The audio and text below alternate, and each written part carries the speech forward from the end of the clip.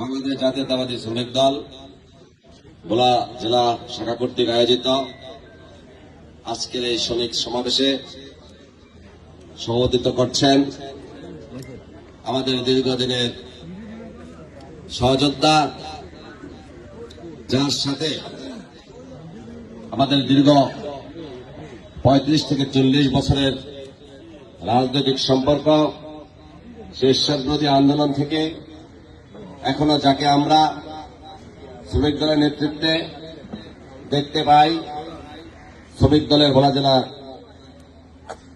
সভাপতি জনাব শহীদুল আলম মানিক ভাই আমাদের মাঝে উপস্থিত আছেন। আমাদের সকলের নয়নের মণি ভোলার বিএনপির কর্মীদেরকে যিনি দীর্ঘদিন আলহাজ গোলাম নবী আলমগীর এবং তার পরিবার বুকে আগলে রেখেছেন, আমাদের সেই প্রধান অতিথি জনাব আলহাজ গোলাম নবী আলমগীর আমাদের মাঝে উপস্থিত আছেন। সাবেক ছাত্রনেতা, আমাদের রাজনৈতিক শিক্ষাগুরু, রাজপথের অগ্নিমশাল আন্দোলন সংগ্রামে যিনি আমাদেরকে নিয়ে সবসময় নেতৃত্ব দেন, জেলা বিএনপির সম্মানিত সদস্য সচিব জনাব রাইসুল আলম আমাদের মাঝে উপস্থিত আছেন। আমাদের ভোলার গর্ব, কিংবদন্তি শ্রমিক নেতা, মাঝে মাঝে আমরা সমস্যায় পড়লে যার শরণাপন্ন হই, নিজের মেধা, শ্রম, অর্থ দিয়ে বিএনপিতে এবং শ্রমিক দলে জায়গা করে নিয়েছেন। শ্রমিক দলের ঢাকা উত্তরের সদস্য সচিব জনাব কামরুজ্জামান, যাকে আমরা কামরুল ভাই হিসেবে চিনি, আমাদের মাঝে উপস্থিত আছেন। আমার প্রাণপ্রিয় নেতা মরুম মোশাররফ সাজান ভাই, সুযোগ্য উত্তরসূরি, আলহাজ গোলাম নবী আলমগীরের সুযোগ্য রাজনৈতিক উত্তরসূরি, ভোলা সদর থানা বিএনপির সাবেক সভাপতি, বর্তমান আহ্বায়ক জনাব আসিফ আলতাফ।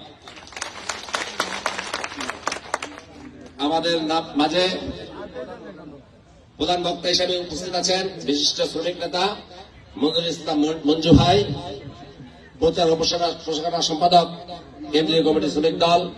আমাদের মাঝে উপস্থিত আছেন আমার আরেক সহযোদ্ধা, যার সাথে দীর্ঘদিন রাজপথে আমরা আন্দোলন সংগ্রাম করে এসেছি, যুবদলের সাবেক নেতা, জেলা বিএনপির অন্যতম যুগ্ম আহ্বায়ক কবির হোসেন সহ শ্রমিক দলের সকল নেতৃবৃন্দ, সকলকে আমি ভোলা সদর উপজেলা বিএনপির পক্ষ থেকে ধন্যবাদ জানাই। প্রিয় নেতৃবৃন্দ, শ্রমিক দলের ইতিহাস অনেক গর্বের ইতিহাস, বিশেষ করে ভোলা জেলায়।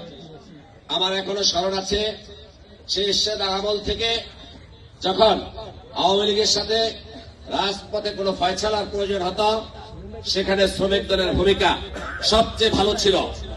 আমরা আজকে এই সভা থেকে শ্রমিক দলের সফলতা কামনা করি। প্রিয় ভাইয়েরা, কথা বলার সুযোগ পেয়েছি, একটু কথা বলি। আমরা দীর্ঘ 17 বছর আমরা এমন কোন আন্দোলন সংগ্রাম নাই, আমরা আলহাজ গোলাম নবী আলমগীর, আমাদের আলহাজ ফারুক মিয়া, আমাদের সাবেক সাধারণ সম্পাদক আনুষিক সুমেন ভাই, বর্তমান সদস্য সচিব রাইসুল আলম সহ সকলের নেতৃত্বে আমরা সকল আন্দোলন সংগ্রাম করে গিয়েছি। আমরা আন্দোলন সংগ্রাম করতে চেয়ে আমাদের এমন কোন নেতা কর্মী নেই যে ক্ষতিগ্রস্ত না হয়েছে। আমাদের চোখের সামনে থেকে আমাদের দুইটি ভাই, ছাত্র দলের সাবেক সভাপতি রুহে আলম এবং শ্রমিক দলের রহিম নিহত হয়েছে। সারা বাংলাদেশ তখন উত্তাল আন্দোলনে পরিণত হয়েছে। আজকে আমরা বিজয় পেয়েছি, প্রকৃত বিজয় আমাদের এখনো আসেনি। আমরা দেখতে পাই আমাদের নেতা প্রিয় নেতা তারেক রহমান আমাদেরকে বলেছেন, নির্দেশনা দিয়েছেন, যতদিন পর্যন্ত গণতান্ত্রিক সরকার দেশে কায়েম না হবে ততদিন আমরা রাজপথে থাকব।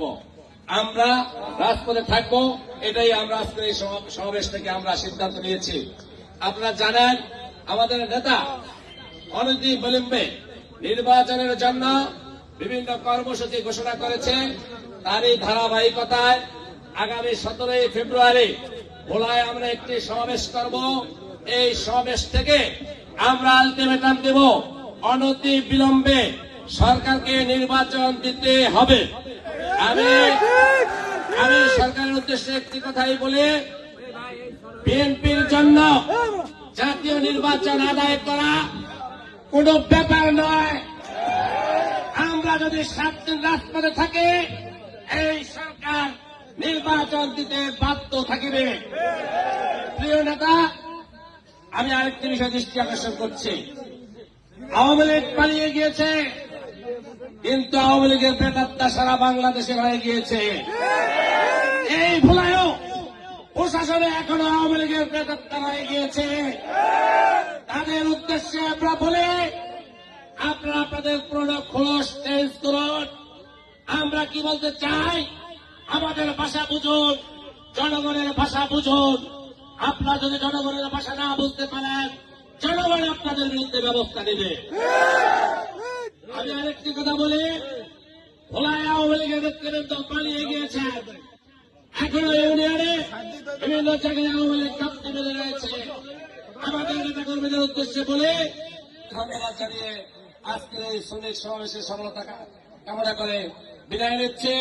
সকলকে আবারও ধন্যবাদ জানাচ্ছি, সহযোদ্ধাদেরকে আবারও ধন্যবাদ জানাচ্ছি। আগামী 17 তারিখ ইনশাআল্লাহ এখানে সমাবেশ হবে, সকলের সাথে দেখা হবে। খোদা হাফেজ। বাংলাদেশ জিন্দাবাদ, জাতীয়তাবাদী শ্রমিক দল জিন্দাবাদ, শহীদ প্রেসিডেন্ট অমর হোক, তারেক জিয়া জিন্দাবাদ, খালেদা জিয়া জিন্দাবাদ।